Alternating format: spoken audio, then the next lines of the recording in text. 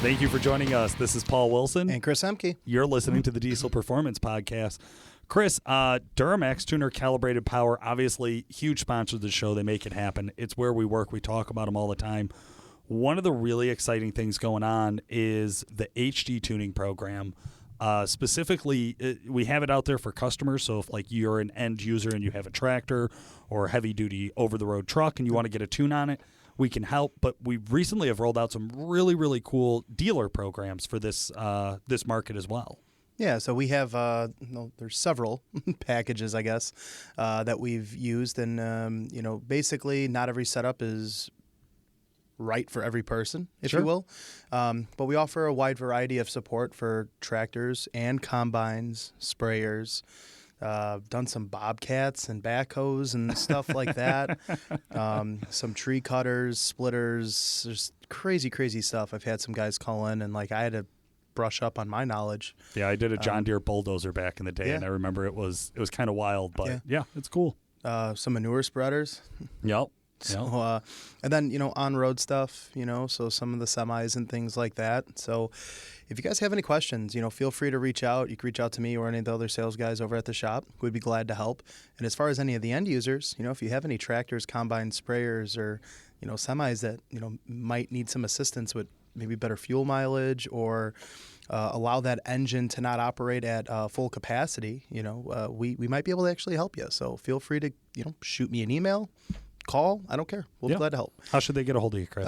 My email is cemke, so CEHMKE @DuramaxTuner.com, or you can call the shop, 815-568-7920, extension 2121. So gotcha. I'll be glad to help. And hey, just also any of you general users out there, we want to let you guys know this month, October 2019, we're doing Deal of the Month on the Jack Spade. So that's our stock trans EFI Live tuning. So if you have a truck that we can support with EFI Live. You can't tune anymore. Yeah. Chris, I'm going to need you to listen to last week's episode. Yeah, so that's all of you stock transmission guys who are looking to get better performance, better efficiency, a better windshield experience, and you're better interested drivability. Absolutely. And you're interested in our custom tuning. We're actually doing 10% off for the Deal of the Month, and that's this month only. So take advantage of that. If you got a stock truck and you want to see it taken to the next level.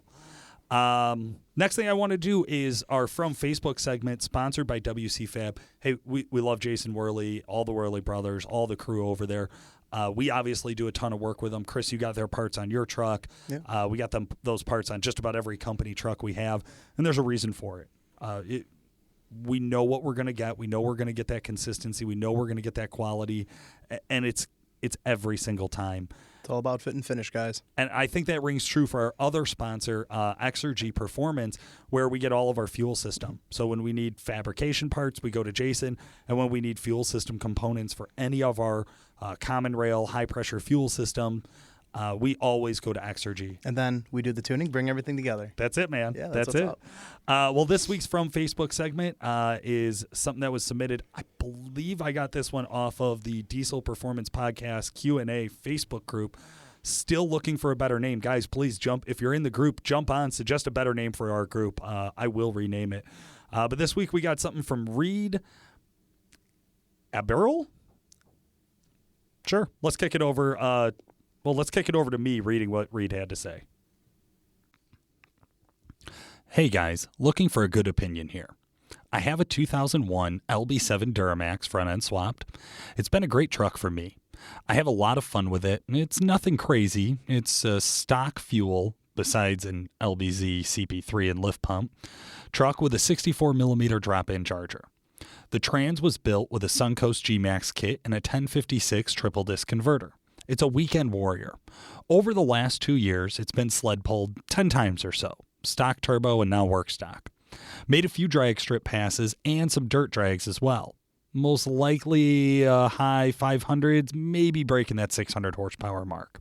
Here's the question. 2 weekends ago, I broke the output shaft, we think, out of the transmission during some dirt drags, and it's scheduled to get pulled apart early October. I'm planning on having the output shaft replaced with a billet version from TCS. Should I be doing the input shaft as well? If it was a larger model Allison, it would be a no-brainer, but the early Allisons used a smaller bore shaft, so it would take some machining to the C1 hub, I believe, to make it work. Is it worth the money? I am planning to leave the truck at this 600 horsepower or so mark, and there is not a long-term goal of building the motor or shooting for bigger numbers. I am an ag mechanical engineer, and I firmly believe in building the drivetrain soundly before adding the power. This truck generally has about every supporting mod available to the industry. This is the first time my drivetrain has actually failed to support the power of the truck that it's making. Sorry for the long post. Interested to see what you guys think. All right, Chris, input shaft, output shaft, billet parts. I'm going to be honest, man, 600 horsepower LBZ, I would not suspect an input or output shaft issue. Potentially an output shaft if you were like maybe sled pulling, got some real hop, or dug down at the end of the track and it really put some torque on it. But I don't buy it. I think there's other weak links you would hit first. I think there's some internal components inside the transmission that we see become failure prone prior to the output shaft. Listen, guys, don't shit on me for this. I know a decent amount about trucks, but I'm no expert. So as far as the output shaft having a smaller diameter or bore or whatever, I would probably fall back and ask my guys that actually build the transmissions every day to see what their input is, or get my facts straight there. That's for input shaft, but yeah, input shaft, yeah. But before any of that, let's get the trans apart. Right. And let's see what failed. And that's what listen, we always diagnose first, repair and replace second, right? Well, what I've learned is this, right? In my younger days, I still to this day diagnose first, but I would always diagnose the cheapest route, like, oh, this is only going to cost me this much. Now I think it's the worst case scenario and then some. That way, the bed's made, man. Right. You're laying it. Well, and this is my thing, is generally billet components for an Allison like $750 for each shaft. Yeah, I mean, Input, each shaft runs a little output. different cost, but yeah, they're right there. $700-800. That's a lot of money. It's a lot of money, and I mean, stock shafts we've seen 700-800 horsepower. All generally, the Planet, what is it, P2 Planet P2 inside? planetary, those are generally the weak links. I see those fail even at a 600 horse truck. When you see those trucks starting to wheel hop, and that's where I think he might have it might be more probable that we have like some sort of other issue besides the output shaft. Yes. To me, unless you can see clearly, okay, it broke, it fell down, it's off the trans brace, here's a broken output shaft, I would be reluctant to jump on there. They're big shafts, man. They're big shafts. Like I said, either way, it's going to cost you some money, man. Yeah. I get it. Reed, I'm sorry. It sucks. I've been in this situation a time or two myself. But let's not jump to too many conclusions. Let's get the trans out of the truck. Let's get it apart, see what's going on, and we'll, kind of and unless plan from there. And just to be clear, Reed, unless I absolutely had to, I would not put a billet output shaft in my truck. Not unless I was going to go after that 1,000 horsepower number, which you're not. So I would not really jump into that. Guys, last week we did a little bit more, a little bit different style of a show. We did more research about the topic where we talked about, which was emissions equipment and how the EPA is impacting the diesel performance industry. This week we're going to do another kind of research-based topic or research-based episode. So I've dove into what I thought was one of the very early basic shows that we ever did, where I brought Nick into the studio and he just told us about Duramax engines. And he walked us through all of it from memory. Now, I'm not Nick Pregnant. I can't walk you through every iteration and change that's ever been made to the Duramax. You'll never be that intelligent, Paul. Agreed. And I'm okay with that. So I did a lot of research instead. I'm sorry, that was a low blow. It wasn't that low. So some of my sources for today's show are going to be Diesel Power Gear blog. They did an article, History of Duramax, back in June of 2018. Of course, I checked out the Truck Trend Network for a Diesel Power magazine article by Trevor Reed. That was the history of Duramax diesel engine in March of 2013. I did check out Duramax-engines.com for Duramax history. Take it for what it is. It's a pretty short article. And, of course, one of my favorites, DuramaxHub.com. There you can check out pretty much every spec or detailed verified piece of information you ever wanted to know about your Duramax, including the performance and power of every model that's ever been released.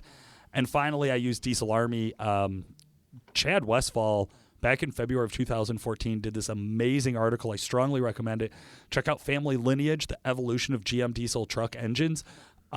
this whole first segment that we're going to dive into pre-Duramax was 100% from his article. It was really, really good stuff where he dove into a lot of things I didn't know about the 6.2 and 6.5. And I'm not shy saying I don't like or care about the 6.2 or 6.5. Wow. I don't like them. I don't care about them. I'm wildly okay with that. But it was interesting to kind of hear about where did this all begin and how did this whole diesel truck thing get going. I didn't realize that it wasn't until 82 that like GM offered a diesel pickup. I guess I knew that in my head. Ignorant as shit. Well, you got to remember it like this. I was born in 85. There were already GM diesel pickup trucks on the road. You remember that when you came out the womb. In my head, I'm like, there have always been diesel GM pickup trucks. Like for my whole life, there have been. Therefore, they must have been there forever. I guess for me, I just remember, the mid late 80s, naturally aspirated diesels were a thing. You remember the mid to late? What year were you born? No. Like I'm talking like 20 years ago. I knew that in the late 80s there were naturally aspirated diesels. When you were 12, because I'm a little more fucking cultured than you. Yeah. Turbo diesels didn't start getting introduced right. until 89, 90. 88, 90, right in that ballpark with the other generation. So I'll kick off. All right. Do it. So the 6.2, which was the first diesel engine that the GM produced. That production year was 1982 to 1993. That was the first, like I said, first GM diesel available to the public. Made a whopping 130 horsepower and 240 feet-pound of torque. What? Pretty impressive. No turbocharger because they sucked. And a Standine DB2 rotary injection pump and injectors. Injected fuel into a pre-combustion chamber. Yeah, so that's that indirect injection we were talking about from a couple episodes ago. Exactly. So this one stood out to me as well. 82 to 93.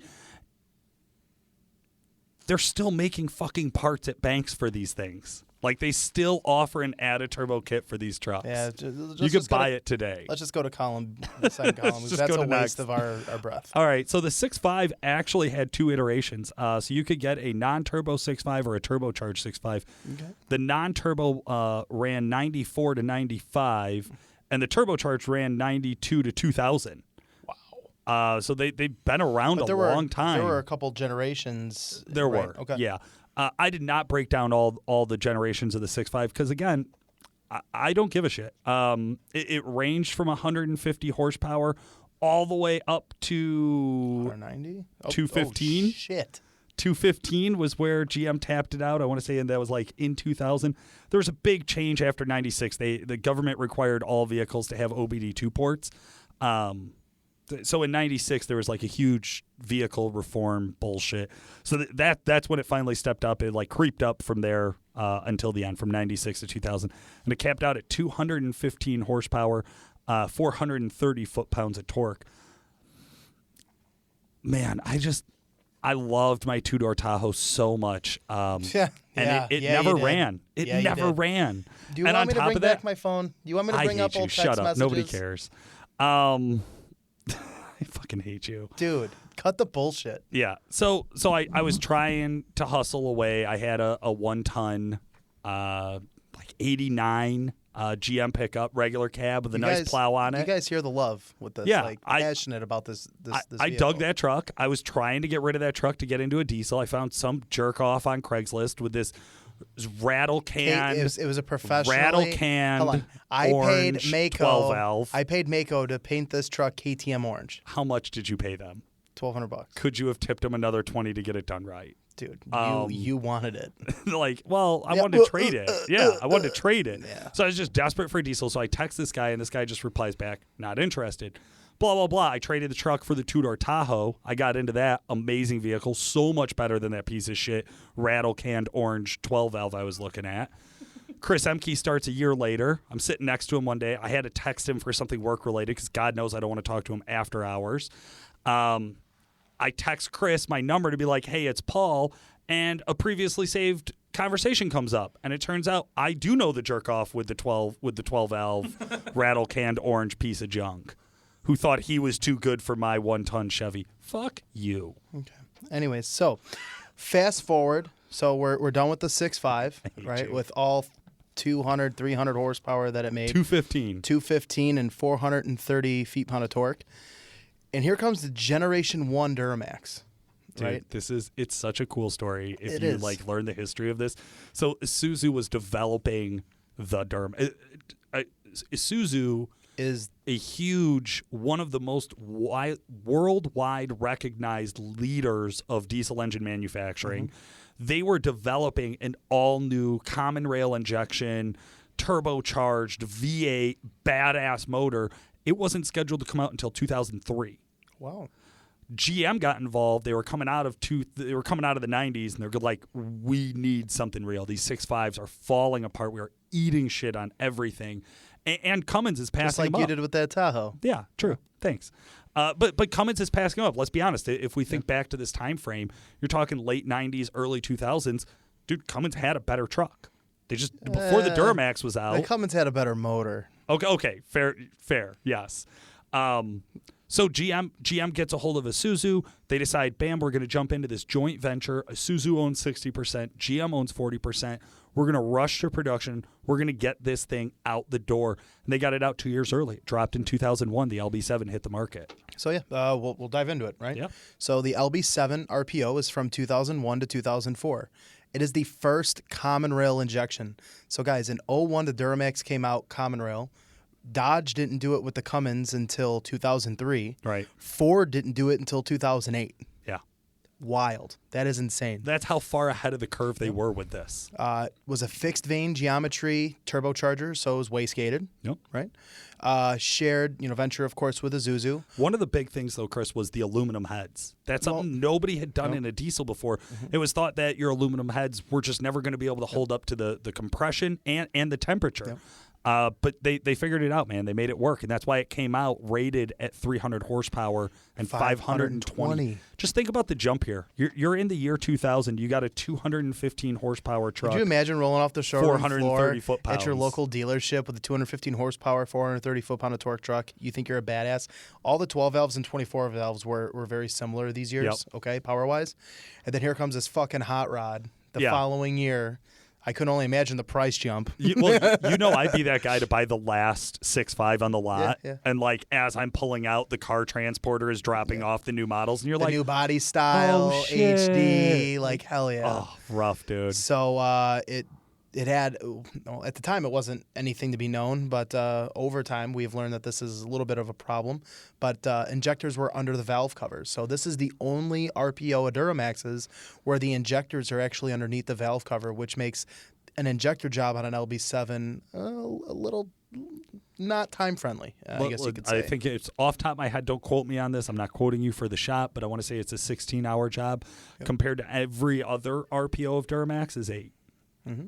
So, it's literally double the amount of time. The injectors are, of course, a little cheaper, right? So that's the other thing. Injectors are $800 to $1,000 cheaper from most manufacturers. Hold on. They are cheaper, but they also have a shorter lifespan. And if you want to learn about the lifespan of LB7 injectors, go back and listen to our episodes with Exergy, where we actually had the guys from Exergy come on and explain to us what some of the problems are. The heavy head, the seat not matching, things like that, the pounding that they took.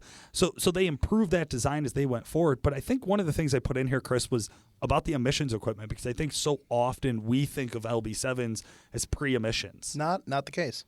Right. They actually did still fall under emissions regulations. They had passive catalytic converters, so not a closed filter like a DPF, just a passive one. And also in 2003, California emissions CARB came out, and there was actually California emissions models.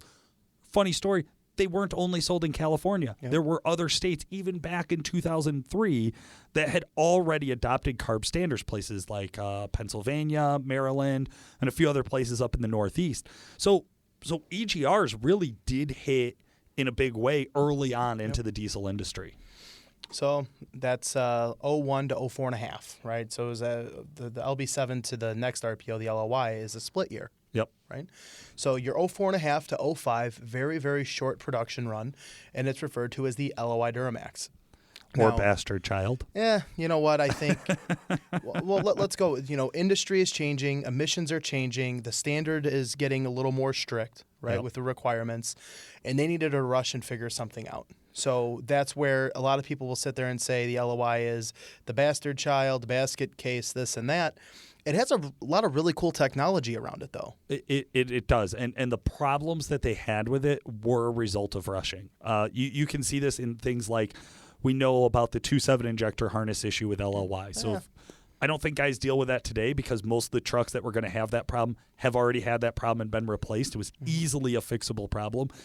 Same thing with intakes, man. The stock intake inlet horn right in front of the turbo caused a big problem.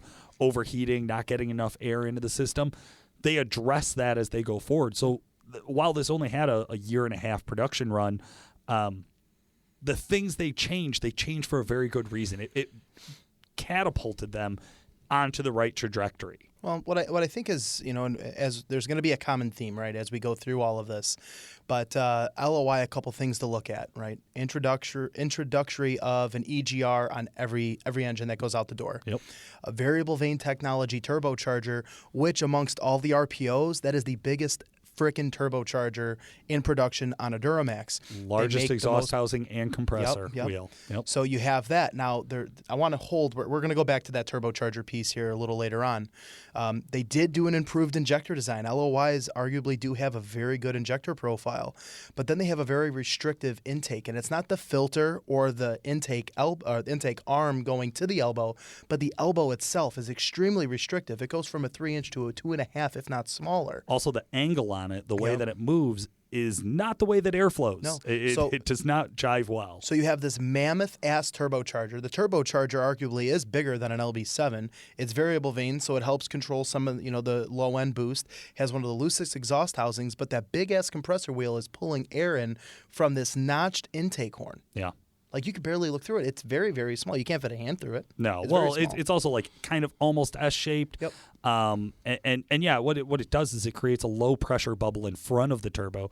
So instead of it costing you, it doesn't cost you 1-to-1. If you lose boost in front of the turbo, it's costing you an exponential amount after the turbo. So a couple things that I want to touch back on the LOI is, 310 horsepower, 605 feet-pound of torque with the biggest turbocharger that the Duramax family had ever seen. Sure. Right? So 04.5, 05. Now, next RPO, LBZ. Everyone fucking loves an LBZ. One thing I want to talk about, for the first half of a year LBZ, guys, yes, if you have a VIN code 2, it is an LLY. It's not an LLY. It is an LBZ. It's an LBZ injector, injection pump, engine, trans, the whole 9 yards. It is, however, on a D-rated operating system, deeming it an LLY. Same thing as the vans and I learned the LLY, technically the RPO LLY is what went into the Alpha H1 Hummers. That is true, and Kodiaks. Kodiaks were another big one for that.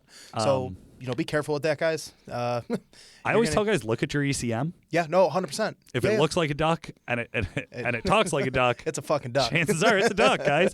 So if you got an LBZ ECM and you have a 6-speed transmission, little confusing in the Kodiaks because you could have a 6-speed capable, but not actually limited. Right, calibration limited. So there's some variables there. I think for most of just you normal truck owners out there who are thinking from a performance standpoint, it's pretty obvious, right? So there were a lot of improvements, and that's why I poke at the LLY. But listen, it's from a place of love. The LBZ, like you said, Chris, it was the pinnacle. One of the big reasons is that 6-speed automatic transmission was finally available. Well, think about it. In 01, GM comes to the market with a 300 horsepower diesel badass hot rod. I remember back in 06 when the LBZ came out, everyone wanted them because you could literally go off the showroom floor, punch the truck, and the tires would spin. They were known for being a fucking hot rod. 360 horsepower, 660 feet-pound of torque. That's a solid jump. That's a 50 horsepower bump year over year, and another 55 foot-pounds of torque. And a 6-speed. Yep. Right? Which means we should pick up fuel mileage. Right. I don't know that most guys report that, but we get pretty similar. Common theory is you might or you should. Right. More advanced ECM, there's no debating that. 32-bit instead of whatever the fuck they ran before. So yeah, just more advanced computing capable. A couple things here. So going on the emissions, front again, a larger, improved EGR. Listeners are going to have an argument with that, but guys, do they still fail? Yes. Yeah, but you have to understand this is an early. EGRs were introduced to the masses in 04.5. This is now 06. Right. Get over it. It's a year and a half in production. But what I want to point out here, and again with the turbocharger theme, again, a variable vane geometry turbocharger, improved in its technology and control, smaller than the LLY, Yep. factory producing 50 more horsepower and 50 feet-pound of torque more than its predecessor. But how is that possible? That's Calibration. yeah, it's Like, calibration. It's a big change in calibration of what the rest of the truck was able to support. But- we know that the 5-speed automatic had some weak links. You from the factory powertrain warranty standpoint, you were only adding risk by taking the truck up. You could run the LBZ at 360 just like you could with the LBZ. Yep. But you had all of these other weak links around it. So as the years went on, even though we're running a bigger EGR, even though we still have a catalyst, we're able to get more horsepower out of it.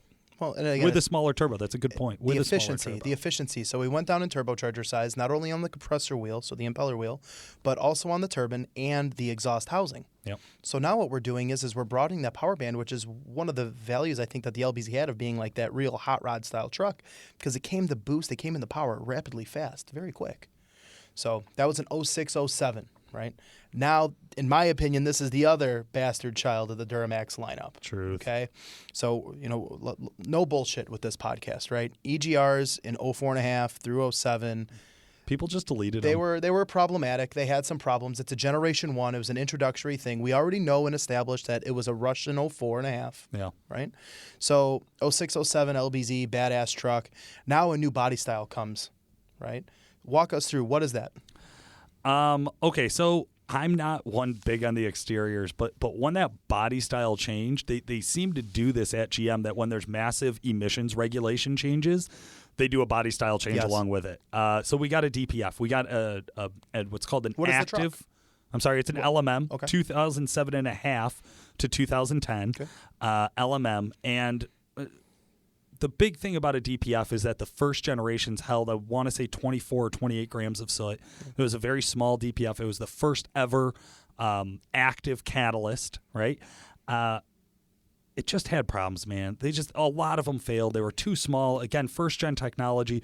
One of the things that I thought was interesting, again with the LMM compared to the LBZ, another year that they went larger in EGR. And smaller in turbocharger. And smaller in turbocharger, absolutely. So one of the things about shrinking down the size of the turbocharger is you're going to get better smoke control down low. You're giving up that up top, but you're not pushing these trucks anywhere near their limits. And we know that based on the aftermarket world, that we know these trucks with no add-ons, just tuning horsepower, and I don't care about reliability. I can throw one of these trucks at 600 horsepower, no problem. It's not going to last, and trans isn't going to hold, and blah, blah, blah, blah, blah. But, like, it's power capable. Yep.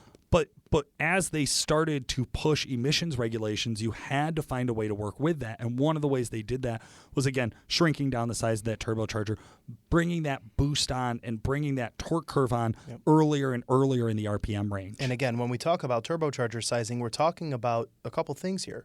Impeller wheel and exhaust housing. That's right. So they're still using a variable vane, but they're tightening up the exhaust housing to get quicker response down low. They're making the impeller wheel a little smaller so that response is a little bit quicker, and just how that turbocharger comes into motion and how it comes in, and broadening, again, that power band. Not much of a power bump, though, from the LBZ to the LMM. I think I honestly, and I don't know this, but I honestly just feel like they were happy to get a DPF on the truck and not lose horsepower. I agree. Well, they made 5 more horse torques. And these are all rated numbers. These are all published per GM. We've dynoed them, and honestly, we don't see a difference. Numbers have some variance. Yeah. So they all hit around 300 for what it's worth. But yeah. So we did. We didn't see a ton of mechanical revisions. There's like some pigtail changes on the injector harness, small little stuff, little things like this that aren't like a big deal. It was the LML in 2011 that I feel like was their version of the next game changer. Oh, 100%. So the LML arguably, well, it's not arguably, it is. It's the longest operating or running RPO of all Duramax motors. Yep. 2011 to 2016. Right, 2011 or 2010, the debut, 397 horsepower, 765 feet-pound of torque. Which was record-setting at the time. Fucking ridiculous. And driving that truck stock to this day, there's some quirks like throttle response that I don't like, but the trucks make power. Oh, yeah. There's no arguing or denying that. It'll tow anything you put on it. Trucks also weighed a little more, but nonetheless, I mean, impressive power. But again, they went through a huge lineup of changes. Yeah. 65% of the Duramax of the parts on the LML changed from the LMM. So 65% of it got completely overhauled. And it's all sorts of stuff. Piezo-controlled injectors. I don't think most guys know what piezo injectors are, just beyond the fact that they've heard that they're in LMLs. It's when a pulse of electricity is sent to signal something to happen. What that means is that we can get multiple injection events, multiple injection cycles during one combustion event. So we can do a pre, a during, and a post much, much faster than we've ever been able to do before, and that rapidly helps with emissions. Well, it makes the injector more efficient. It does. So in the performance perspective, when you talk about an 01 to 10 Duramax and you talk about, I have this percent over injector or I have this horsepower injector, that doesn't hold true when you get into the piezo injector. It's a completely different world. It's a completely different world. We've done episodes with Nick and with Exergy talking about latency of these injectors, how they stay on longer. There's a lot of quirks to them. But I think the main point I wanted to make about bringing these up in the outline was just that it's a part of that massive overhaul that we see these companies, we see these OEMs always trying to improve, always trying to beat out the guy next to them, always trying to make it better. Now, there are things that they do that you, I, and I think every other diesel performance enthusiast don't think it makes the truck better, like a ninth injector.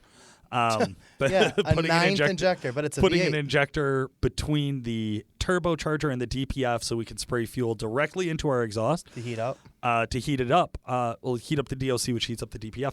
I just think of all the times when I was young and my dad said, like, I don't want to just pour money down the drain. And like that's what I think everybody feels like about a ninth injector is like I'm literally pissing fuel down the exhaust, but it doesn't spray a large amount. We've done side-by-side comparison testing. So have other tuners in the industry done side-by-side comparison testing.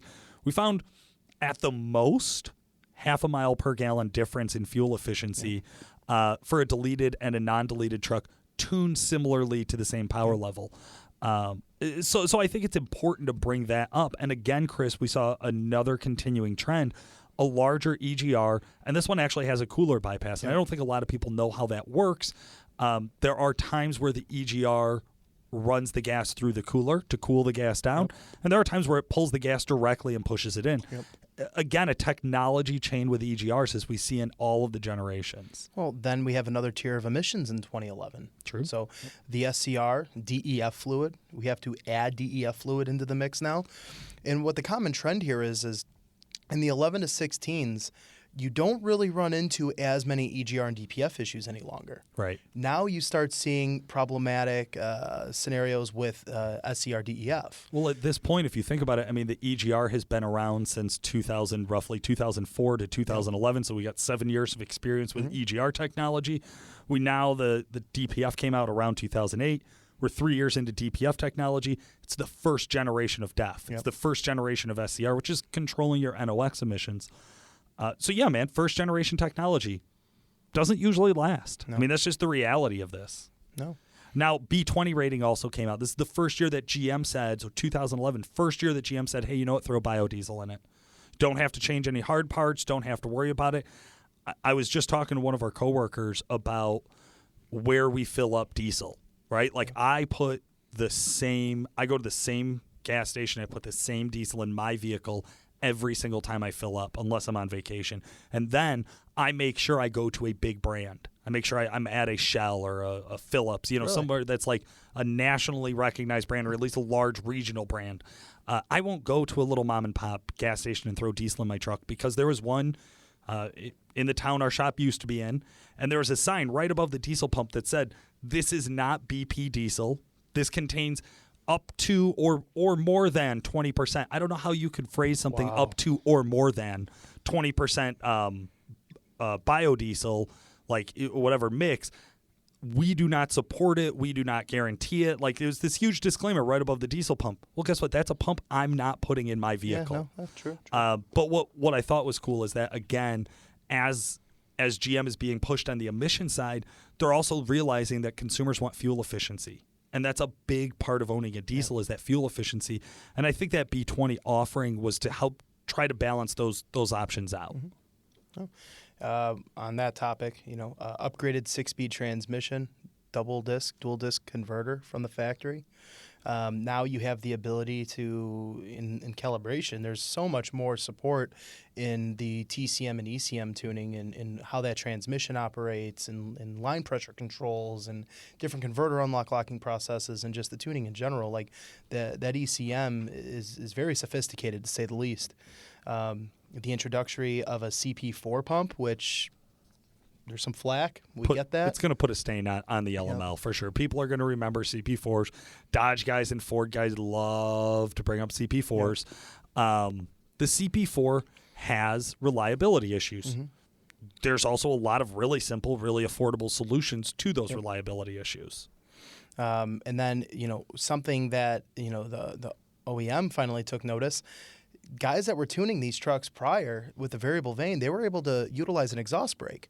So you get tuning companies such as ourselves to say, hey, you have a variable vane geometry turbo. This is what we can do under these circumstances. We can close the vanes and the exhaust side of the turbocharger to act as an exhaust brake.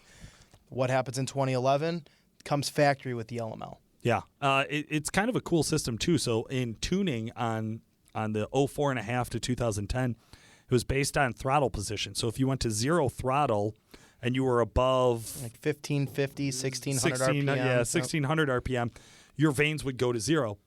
On the LML, the harder you press the brake and the more suddenly you press the brake, the harder it closes the vane. So it's actually, that's why they call it a smart exhaust brake. It's actually integrated into your brake pedal, not your throttle or anything else. So I thought that was kind of a cool feature that they built with it. Now, they did do, like I said, 65% overhaul. So one of the things we saw is that they slightly lowered the compression of this engine. So it goes down to, I didn't write it down, I want to say 16 to 1 instead of 17 to 1. Not a huge change. But a part of that, again, was emissions. A larger compression chamber helped with controlling gases and temperatures of cylinders. And that also factored into, like, the slight turbocharger change. Yep. Again, tighter housing. A little smaller. Yep. The shape of the turbo, just its exhaust pitch. The LML went up from the LMM. The compressor wheel, but the housing is housing tighter. down, okay. Right. And then, of course, in 2015, you get a revamp in body style. Looks good. It is. It looks good. It looks okay, yeah. It's a good-looking truck. I made this bold statement before about how I thought the 2020 revision of the L5P was not as bad as the 2015 revision of the LML. I don't hate the 2020. I know I'm probably going to take some flack for that. I kind of like it. I would not, if I had like a 12 or a 13 LML next to a 2020 and they had all of the same things under it and it was just looks, I'd still go with the 13. Yeah, I mean, to be completely honest, and again, I don't care, this is opinion. I had the luxury, I was in the 2020 today. Okay, went fucking to lunch. Humble brag, bro. And, one of the guys here, the general manager, has a 15 Denali. Yeah. And then one of the guys that works up in the office bought our old 17 Denali. The 17 Denali, in my opinion, is more impressive than the 20. Inside. Hands down. Hands down. Look-wise, the features that the 20 offers, I'm all about. Some of the backup camera display, the display for the front, the alerts for parking and things like that. But the overall display in the interior, there are certain things and characteristics about it that I think, like the 15-17 style interior, is a little nicer.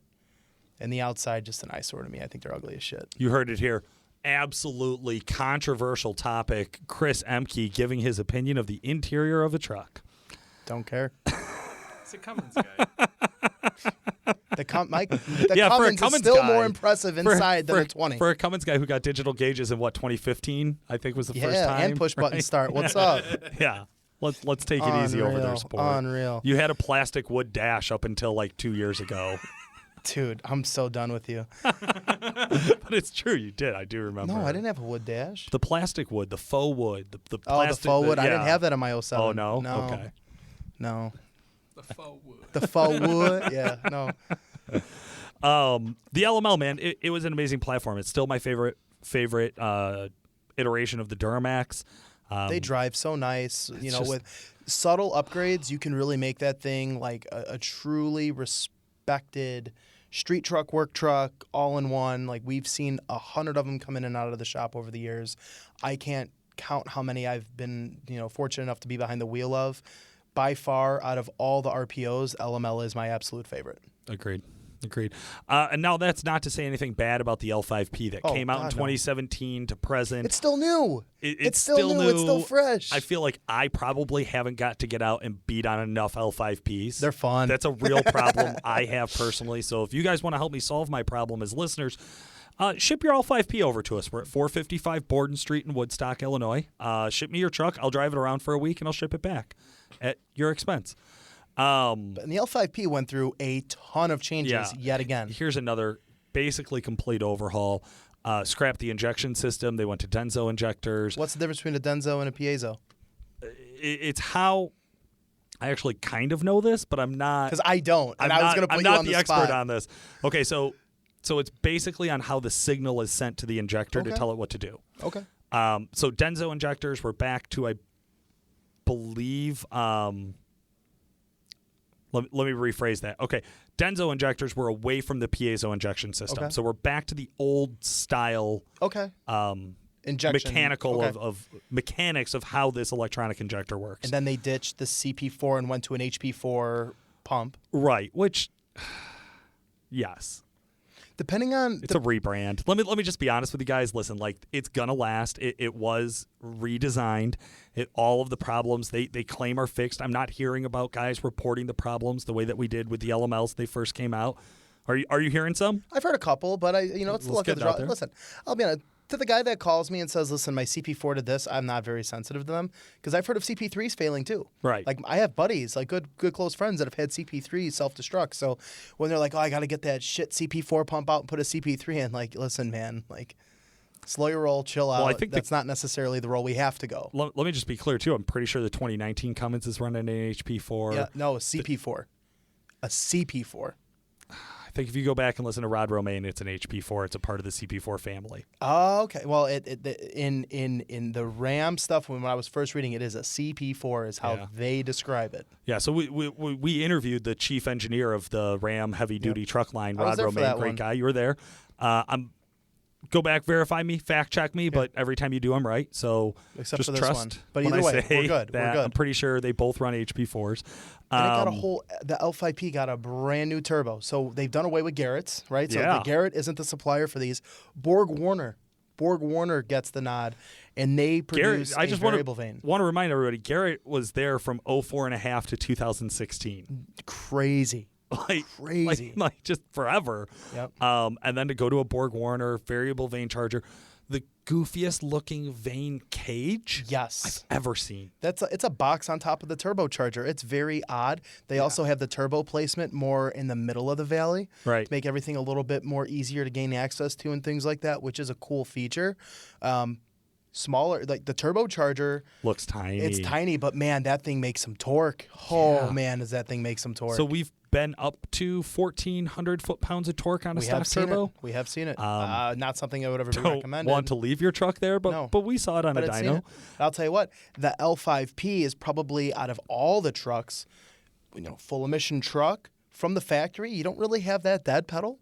And with a little tuning, a little bit of catering, you can really get that truck to be super, super, super responsive. One of the other things that I love about the L5P is they've taken airflow induction to the next level. Absolutely. The hood scoop is functional. It actually works really, really well. Yeah. You still get all of the pass-through through the grill and all of that. It's so aggressive looking, It too, is. man. It looks nasty. It's badass. It looks nasty.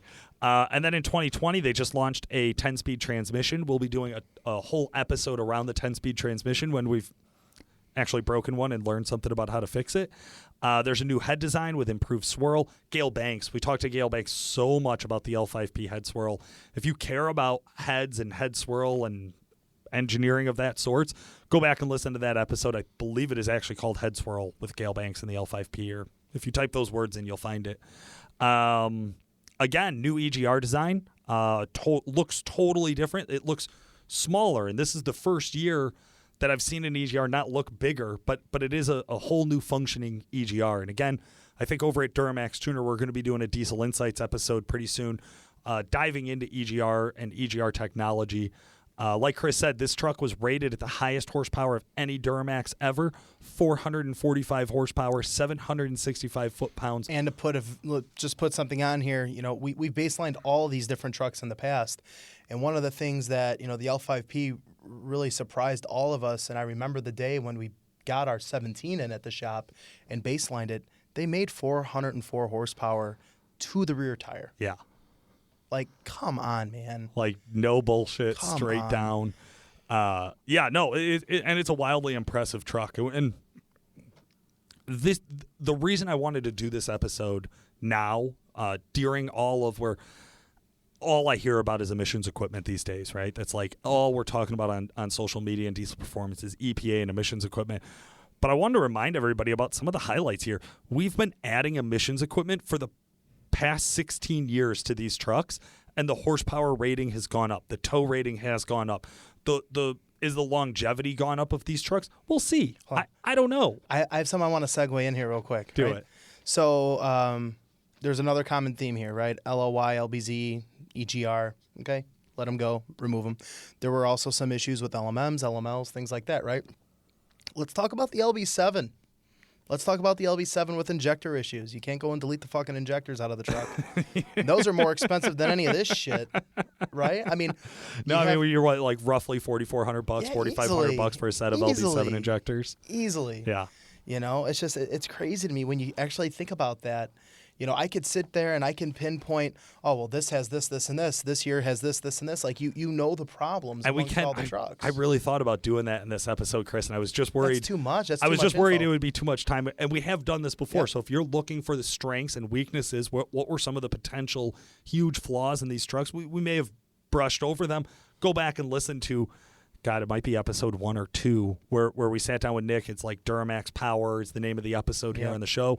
Look it up. We broke down. Here's where that truck will probably fail. Here's the generations you should worry about head gaskets on and injectors on and blah blah blah. Yep. The other thing I want to remind people is when you hear something about diesel performance, it probably should be treated like any other piece of advice you get, where if it sounds good, maybe just do a little research on it first. Because as I went through this, I read whatever it was, 5-6 different articles to put this together today, and every one of them had slightly different details throughout it. Yeah. So you had to sift through and find out, like, okay, this is for sure. Everybody agrees on this. This one is like, it's yellow data, we call it, right? So just take that into consideration when you're making decisions, because we get questions all the time about what truck should I buy. And so often, Chris, because I know I forwarded those to you and tagged you in those posts. What truck should I buy? I'm looking at the LLY or an LML. No, you're not.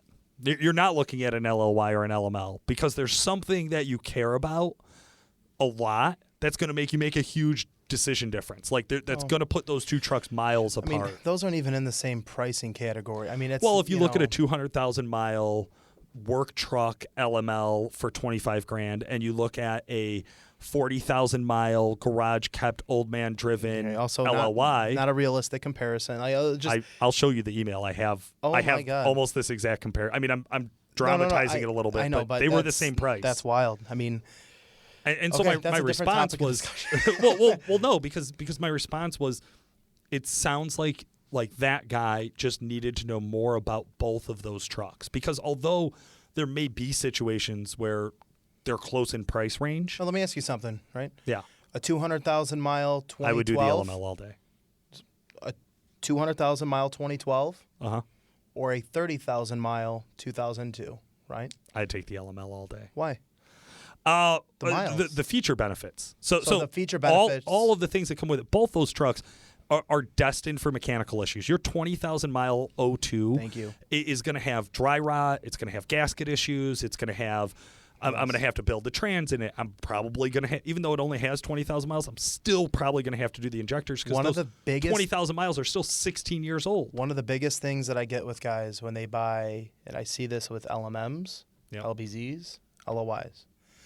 Man, I was searching. I got this, 40,000, 80,000 mile truck. One owner, guy took really good care of it. Didn't use it very much, only for towing on rare occasions. Well, yeah, no shit. That's why it has the mileage it has. I get that, right? Yeah. man, I'm getting these turbo codes. The truck only has X amount of miles. Yeah. And then you go and explain to them all these scenarios and why Right. there's failure. So they good. went So that guy got it hot and shut it off a million times. So sweet. that guy got premium dollar, LOI, LBZ, you know, under 100,000 miles in the market. LOIs are still going to go for mid to high 20s, I'd say, high 20, teens. 25, easy. LBZs, forget it. That's 30,000. That's a little rich for my blood. For something you can't finance. I would never, ever consider that, just not anything I would ever do. Yeah. But now you're putting at least $2,000 to $3,000 in for a turbocharger, not to mention, okay, even though the injectors and the pump only have 80,000 miles, they're still 13, 14 years old. Right. And that's what I try to remind guys. It's not just the metal components. Think about all of the other materials that go into building your truck. Everything. Man. Gaskets, rubber, glue, things like this, they also age. Yep. So although you have these low miles, you still have a lot of age with it. And that's, so yes, first reason to your question, Chris, I would take the LML all day. I would that's coach my someone jam. through that. And second was that by the time I'm done spending the money on the LB7 to get it up to date with just power-wise, let's say just look at this from a power standpoint of what an LML with a tuner does, I've already spent too much money. It'd be really hard if it wasn't some sort of passionate, nostalgic, my dad had this truck, I love this truck, like we talked about with the 6.5 stuff or any of the IDIs out there. Unless there was this like real emotional connection to it, I could find no logical reason to do it. No, I agree. Awesome, man. Guys, if you like these research-based episodes, let us know. Shoot us a message on Facebook. Shoot Chris an email. We want to hear from you. We want to make sure that we're giving you guys the content you're looking for.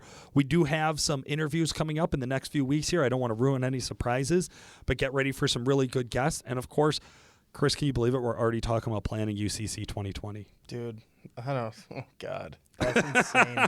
I feel like we just got back from 2019 UCC, so I can't believe it's October 2nd. As we're recording this. Yeah. And I just think back, and I remember at the beginning of the year, before UCC 2019 or any of the events this year, like, oh, we got time, and then that came and went, and summer came and went. And, blink of an eye, it's going to be Halloween, and then Thanksgiving, and then Christmas, New Year. So this year has just gone by way, way, way, way too fast. Man, I'm really proud of you. You got your holiday schedule down. Yeah, man. You know what follows what. I've been practicing. Hey, guys, for today, this has been Paul Wilson. And Chris Humke. Thanks for listening.